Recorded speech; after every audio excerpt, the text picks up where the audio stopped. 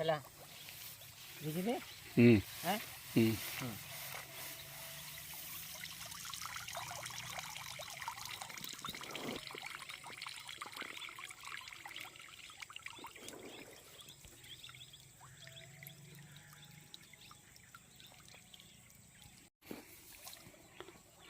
ଇ ଦୃଶ୍ୟ ହେଉଛି ଏଇଟା ହେଲା ପାଟନାଗଡ଼ ବ୍ଲକ ଭରତବାଲ ଗ୍ରାମ ପଞ୍ଚାୟତ ମୁଦଲ ସରଗାଁର ଅଦିନିଆ ବର୍ଷା ଯୋଗୁଁ ଏଟା ପାନି ପେଟା ଛପୁଲୁଛେ ଦେଖୁନ୍ ଚାଷୀମାନେ କେନ୍ତା ପାନି ଛାନୁଛନ୍ ଧାନ ପେଟାକେ